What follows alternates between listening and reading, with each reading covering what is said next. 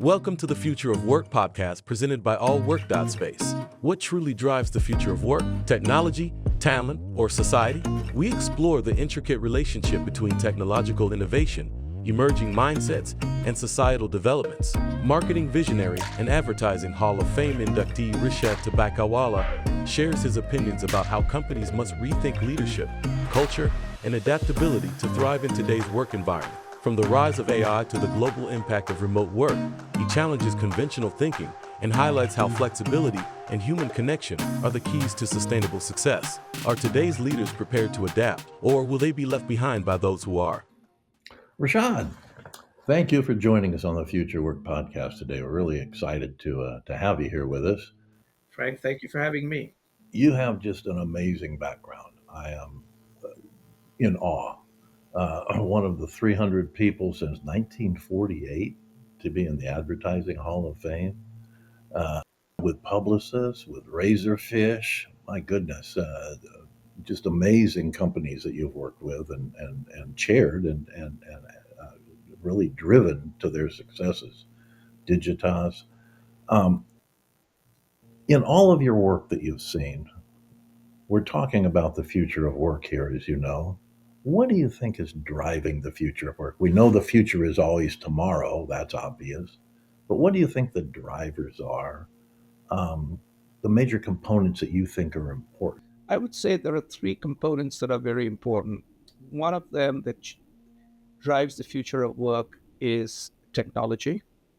Mm-hmm. A second one that drives the future of work is the evolving mindsets of talent or people. And they evolve over time with expectations. And the third is a societal backdrop constantly as to the hierarchy of and the meaning of work. If you were to look at that as a Venn diagram, would those be in equal parts or would something be weighted, particularly these days?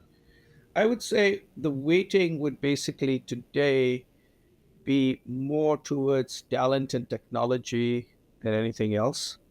And it would be sort of equally an intersection of talent and technology because they seem to be feeding off each other. In very simply, that technology is enabling talent, and talent then uses technology to create more technology. So you're saying it's not really a chicken and egg issue, it's really a parallel issue It's of parallel. It's almost like synergistic. It's synergistic, and then the societal implications of that. I kind of try to explain to people that technology started with the discovery of fire, and then of course we had the wheel. And each time there was a technological change, people behaved in different ways, used it in different ways, and then that changed society. correct. Correct. I think that's true. The societal change that we're seeing, I think, when it relates to technology, or whether that technology is fire, wheel, steam, power, regardless of what it is always there's a certain period of fear, Yeah, an adjustment. point of view, a certain period of early adoption, denial, all variety of emotional reactions to that type of change. How do you think that separates the early adapters from the non-believers, if you will? And do the early adapters really benefit that much, or does society as a whole benefit equally as the group moves forward? So what tends to basically happen is there are three things that happen. The first is early adopters. If they are not too early and are resilient, tend to basically gain significant part of the financial advantages of new technologies. The middle group gets the benefits of the technology when it comes to living and their business. They may not get it as much as being an early investor or early mover. And then the late stage people need and often come on when there is no choice. So, for instance, during COVID, whether you liked it or not, you had to basically move to e commerce, Yes, agreed. right? Um, Everybody did. everybody had to go to e-commerce. Everybody had to go to flexible work. Everybody had to go to flexible work. So what tends to happen is this, there's almost these three waves. The first wave, there are obviously risks, but the benefits are if you move early, you can establish not only companies, brands early, but you can also have some financial advantages. But you could also lose all your money and lose your business. Um, and in the second one, they get the benefits as human beings more than anybody else because they've not had to make the investment, but they're early enough so they're utilizing it. And then the latter group, as I said, only comes on because they don't have a choice. And these groups change depending on what the technology tends to be. But for instance, in mobile technology, there was almost no laggards. There are very few people who say, I refuse to use mobile phones. That was only simply a question of, is it cost effective enough for me to buy one? Well, they were already using a phone. Yeah, The fact that it became mobile is irrelevant almost. exactly. So it's only when they do something completely new behavior. And then often in many of these cases, as we might discuss, once you do a new behavior and it sort of sits well with you, it's what I say is like a champagne cork when you take it out of a champagne bottle Doesn't go back in. and it doesn't go back in again. And so in some cases, you might be doing something in one way and then suddenly you're forced to do it another way. And you begin to say, why was I doing it the other way? Yeah, no, I think that's right. It's funny when you talk about early adapters in our own business. We're in the flexible workspace business, as you know. I've been there for 45 years. Uh, Back in 1979, 80, early 80s, we were doing video conferencing and we were doing simultaneous voice and data transmission over four pair twisted with touch screens on Yeah. desks, things of that nature. Nobody even had a PC. And Yes. so nobody appreciated the technology tools that we had prepared for our customer base. And you've probably heard the old saying that the pioneers get stuck full of arrows, and the guys that make the money are the railroads. Uh, you know, the Exactly. blazers do not make the money, but you develop that an understanding. And what we understood, and this might relate to what you're saying a little bit, the difference between the cutting edge and the demand edge. Yes. And it tends to basically happen is, there's the bleeding edge, and the bleeding edge usually is the people on the bleeding edge who end up bleeding, right? But Sometimes immediately, death, sometimes bleeding to death. so that being that, but immediately after that, you begin to have, as you say, the leading edge. They tend to sometimes benefit, and the early adopters after that tend to benefit. So usually, being, as I always say, being the point of the arrow gets you bent. Just being behind the point of the arrow allows you to lead and see the future. How do you see that in technology today? AI is the point of the arrow in technology today. Yes. Um, um, Content creators versus people using AI as a data source Yes. as opposed to a creation source. Where do you see the bulk of benefit from AI coming? Because that is a future of work. That is a future Yes. of life. It's future of life. So I have three approaches of this. The first is I believe even today, with everything we read about it, AI is significantly underhyped, Agreed. I agree with that. right? And that's because the rate of change, exponential rate of change, but also it's going to make knowledge free. And about 50 to 60% of all workers in America are knowledge workers, white collar workers. And if it makes knowledge free and it enables amazing technological capability of the talent, it's going to be very, very dramatic. Can can can I interrupt you there for a second? Sure. Because you just said in America, 80 or 90% are knowledge workers. Yeah. When we look at AI, though, isn't it a global issue? AI is a global issue. And what How do we balance the benefit across on a global basis, or do you believe that certain cultures, economic structures like the United States is a good example, are at that just behind the point of the spear position and will benefit exponentially over others? So what will happen is there'll be two sets of benefits. I think countries like the United States and China, for sure, are today, I would say, the leading AI countries in the world, right? AI competitors. And AI competitors. And in Sure. many ways, AI requires certain parts of AI requires a certain scale of data spending and resources that only these two countries are large enough with enough money to make those happen. And unfortunately, or fortunately, those two countries are also going to use AI, particularly as a form of weaponry. Agreed. Or AI within their Yeah, weaponry. Yes. within their weaponry. And so those countries are going to basically have that particular edge. On the other end, what will happen is, as for a long time, I think AI is going to be over invested in because the risk is of being under invested. So, very much like, for about a decade, a lot of people, their travel and their food was underwritten by venture capital. One of the reasons Uber was so cheap or Grubhub was so cheap is basically it was underwritten by venture capital. Correct. It was below cost.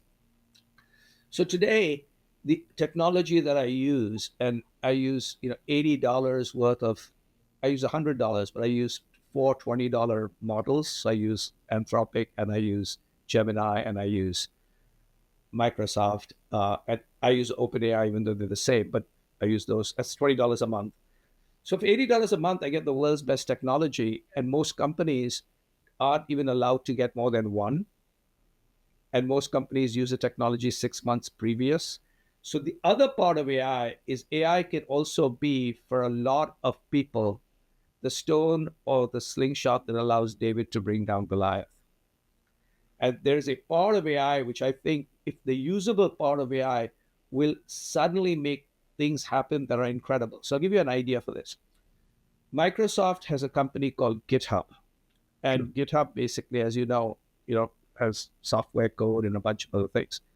So 100 million, it's Repository. a depository, but there are 100 million people who today program using GitHub.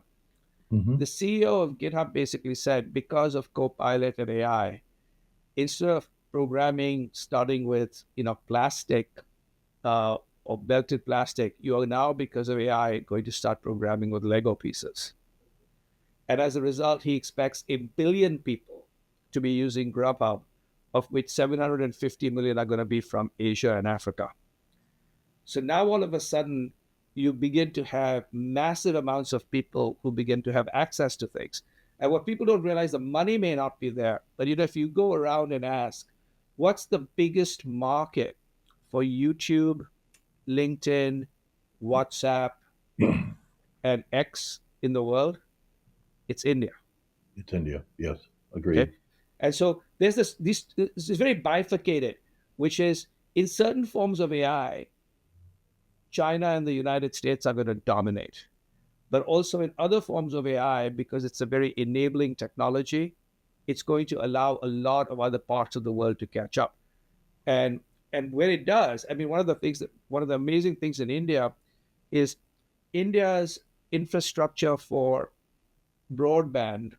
Right now it's 4G. The cost of it is 5 cents on the dollar compared to the United States, the cheapest, right? So everybody in India has not only a phone, but is constantly streaming and watching video. Hmm. So it's these very interesting things where it's almost like, in this case, the people who don't have technology suddenly have it and can catch up. And then the people who are technologically advanced even move further.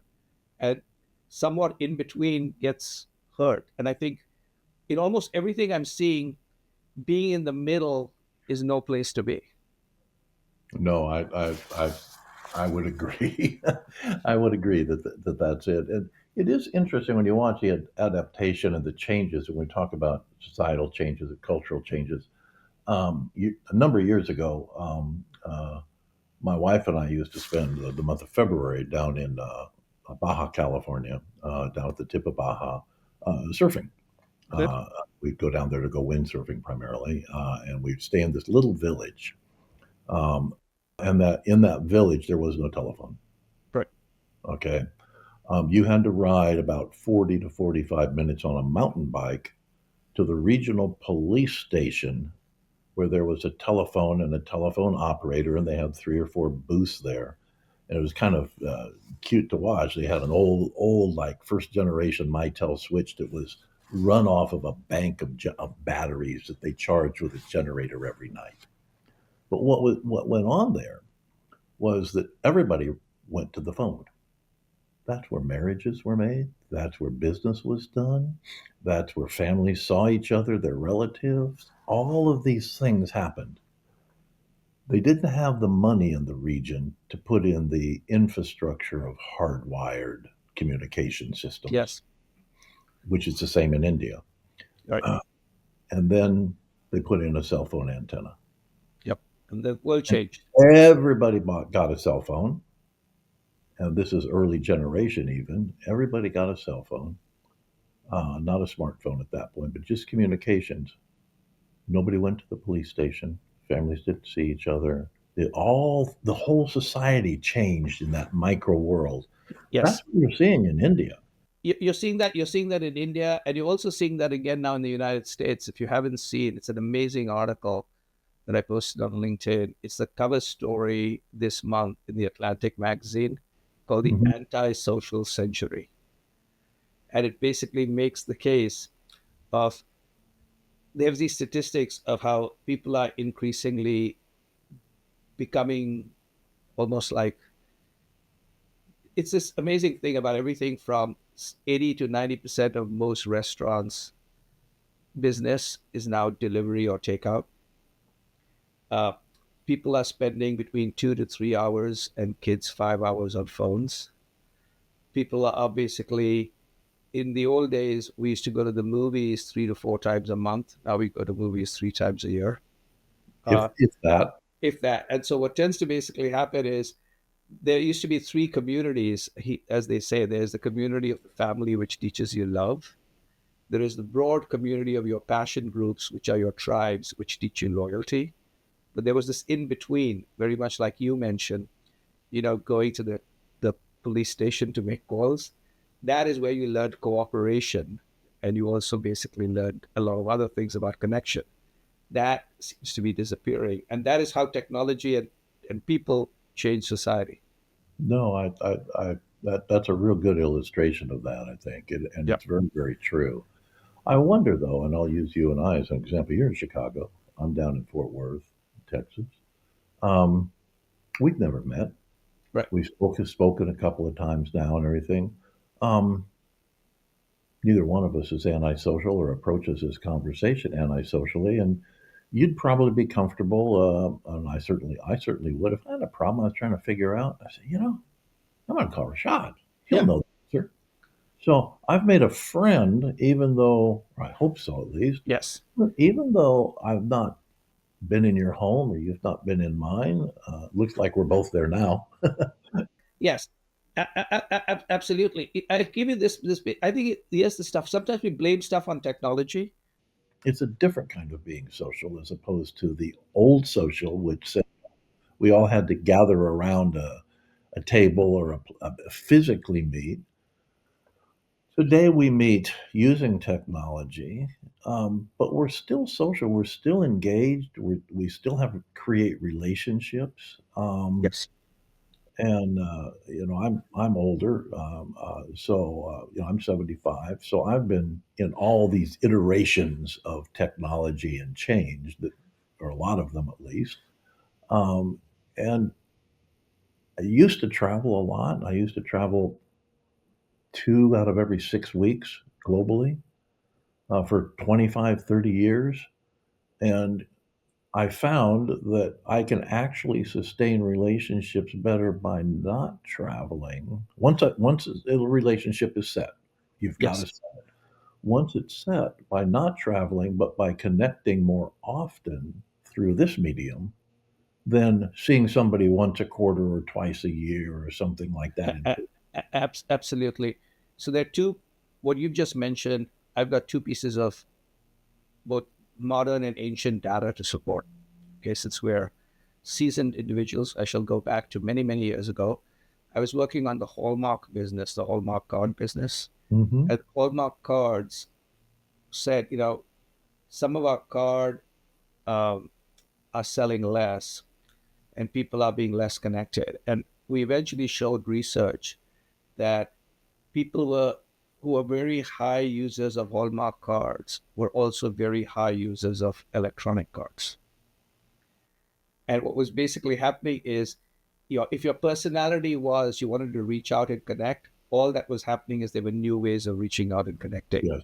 And the old people were basically saying, no one's connecting anymore because they aren't using cards. We said, no, they're connecting.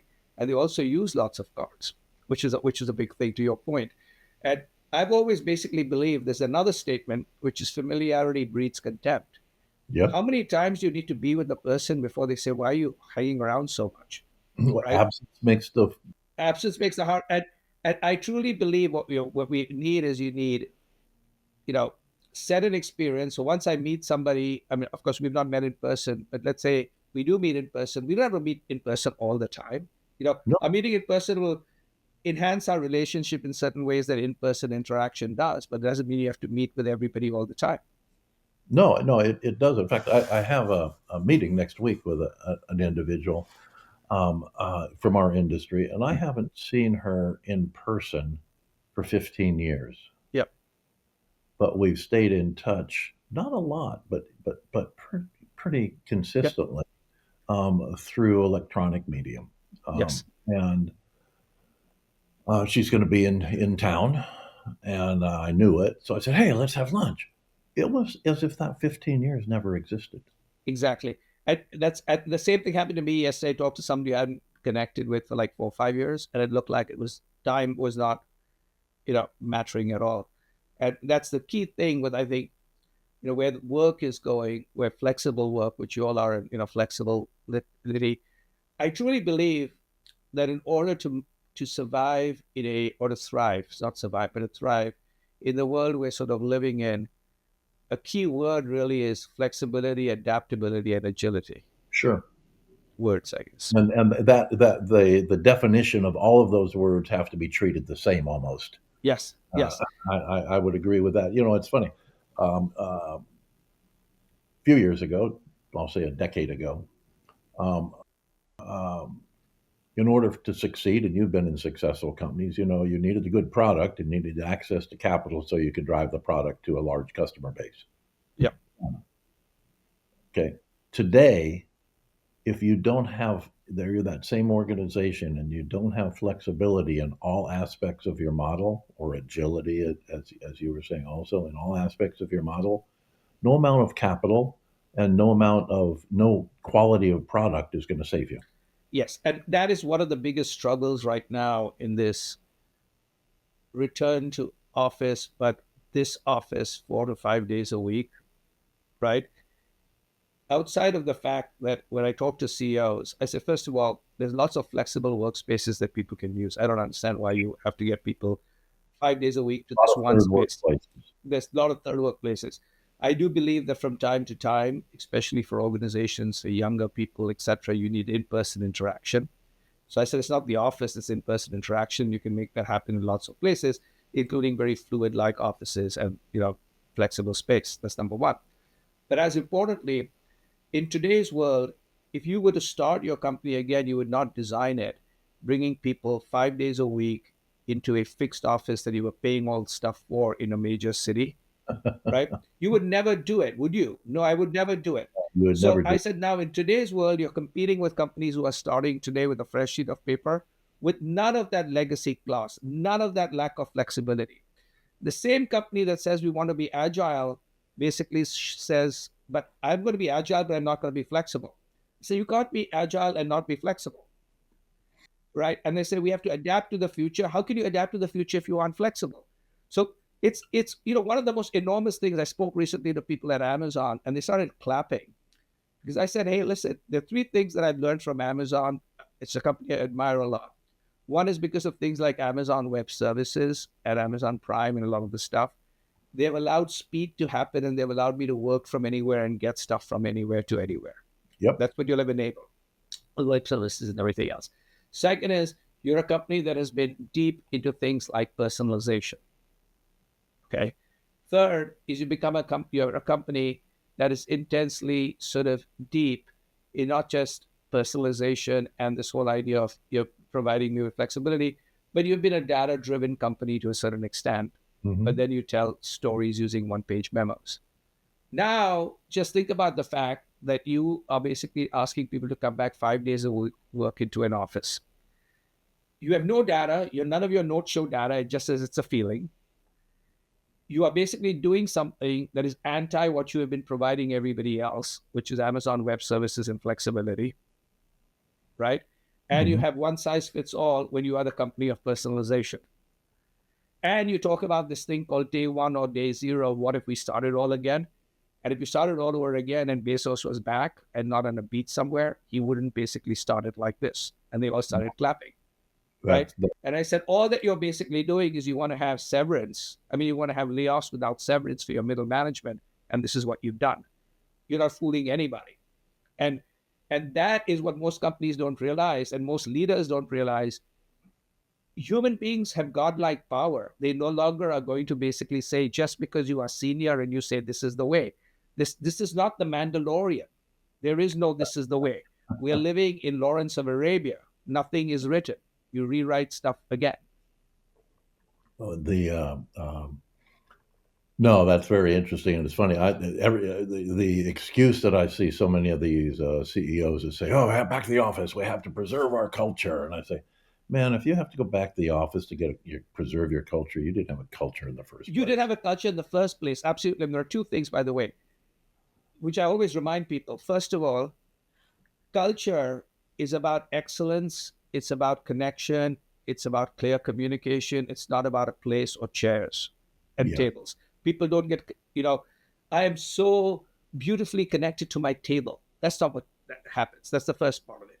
The second part of it, to a great extent, when you sort of think about this sort of culture, I think what people are doing is they do not want to come back to the bosses. It's not the offices, it's really the bosses.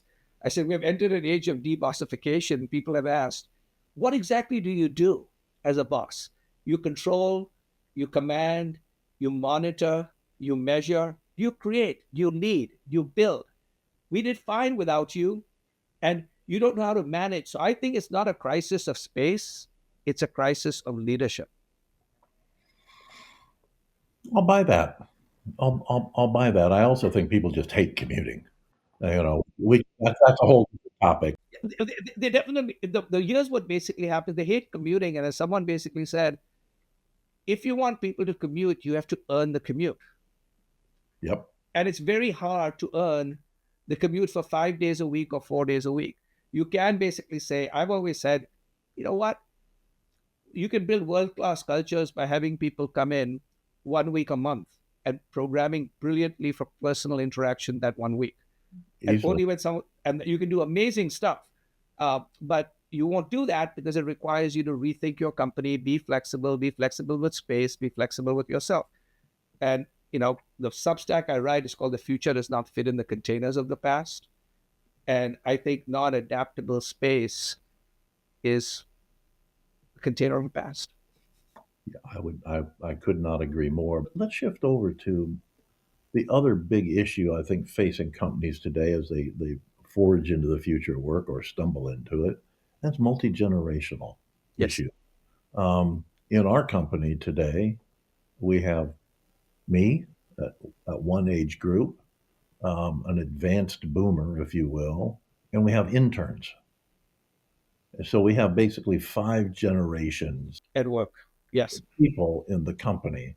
And I don't think our company is terribly No. different from No. any established company overall.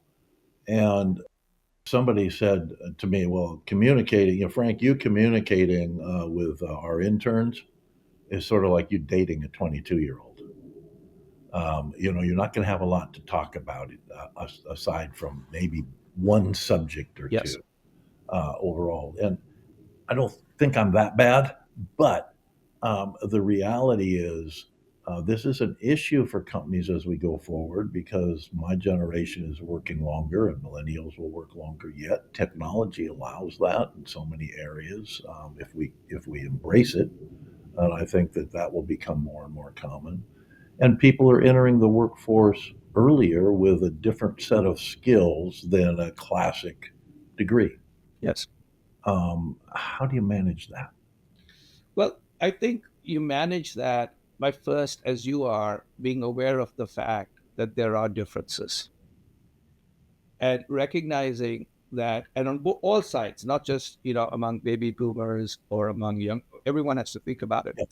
So I'll give you three very interesting statistics of what are different, and then three things which are together. So we can start with the together versus different. So the first difference is a mindset difference. And the mindset basically is on even things as like capitalism. So you and I, 63% of us believe in capitalism, Mhm. 22% of Gen Z believe in capitalism. That's number one. Number two, in you and I basically have always believed for a long, long time that if we do well by the company will do well by us. Yes. And to a great extent, young people basically believe there is no social contract. We have to have maximum optionality because we don't know how long this company will be around or whether we can trust anybody in this company. The third one is you and I, when we had our jobs, tended to basically focus on our jobs, and if we had time, we'd of course focus on things like family, etc. This new generation, basically, 66% of people who are working full time for a company among Gen Z have a side gig or side hustle with which they make money. Hmm. Those are very significant differences. And at the end of it, Gen Z doesn't want to grow up to be like the people in the boardroom. They would like the money of the people in the boardroom, but they don't want to be like the people in the boardroom. So that's the thing. But now there are some commonalities. And the commonalities is the following, which are human. Forget about age and everything else, they're human. And in business, what I've discovered is every single person wants exactly the same 9 things. Okay. We just express it differently. Everybody, maybe with the exception of one or two esoteric people here and there, want money, fame, and power. So we come to work for money, fame, and power of some sort. For younger people, it may be money, recognition, and autonomy, Some balance. some balance of those. But that's not enough. We also want purpose, values, and connections. We want to basically believe that what we're doing is purposeful work with good value, and we feel connected not only to our work, but to our clients and other people. What's basically happened, and we also want the last three is we want freedom, the ability to tell our story, and to grow. And what has happened over time is different groups of us have different, these 9, it's like a portfolio of 9. Older people have tended for a long time to focus more on the first three, which is money, fame, and power. And more people are now focusing on growth, freedom, and story with a little bit of purpose and connections. And so if we understand that everybody actually wants all the same 9, but we just want it in different ways, we can have a common communication. And the common communication, I believe, is under one word, which is growth. How do we grow ourselves, grow the company, grow our futures? And if we can combine on that, then we can have a generational discussion. Do you think that what you've just said, money, fame, and power versus work-life balance, Yeah. we'll call it to simplify it. Um, is that a U.S. thing? Is that a U.S. centric comment? That No, so what I'm really surprised is in my book, I did some research and it's actually global. okay? Because that's like when I look at Africa and the Yeah. development in Africa and everything. Well, I see a lot of money, fame, and power. Yeah. But the reason is, Capitalism. I see a lot of sacrifice to achieve. I see a yes. lot of that. Yeah. But it's very global because I'm finding, for instance, in China, there's this 25% of people who are called the lying down generation, right? In Singapore and South Korea, 82% of young people want to do their own stuff because they don't believe in this structure. So it's Mhm. obviously there are differences from country to country, so it's not exactly the same. Singapore is not China either. Singapore is not China, so Singapore is different than China, which Very is different society. very different, and Korea is different, but there's this human condition that is somewhat similar, and then just a little bit different, based on where the country is, if that makes sense. I don't have any African numbers, but I have Asian and European and US numbers. But that is, but your point is right, which is the generational thing is just to recognize the generations are different, find the discussion and the commonalities, and then from there discuss what the differences are, and also recognize that this can be very much like the Judy Collins song, right? Both sides now. Okay, I can buy that. I can buy that. I think too that the learning curve, the things that you learned or I learned as we gained our experience in business, are really what has helped us to achieve what we have. Yes, it they do. And I wonder if without the diligence and effort to achieve those things, if the generation that you've described it will progress, if you want to call it progress, in the same way that other generations have. So what's very the answer will be told in time, I guess, but I will give you a perspective, the opposite of what you and I are, okay? Which is we grew up in a particular way, but I think what we did is we went through the school of hard knocks when we could have learned much faster with the school of hard half knocks, right? There were lots of things that we did which was just pain with no actual result. And a lot of that people are now questioning, like, why did you have to do that for this? That's number one. Well, they have different tools. They do have different tools. They have different tools, and the big thing is they now is very many different tools, and people are not willing, for good reason, to say let's bide our time, let's pay our dues. So I'll give you a very simple answer today in the future of work, which is like driving consulting and law firms crazy.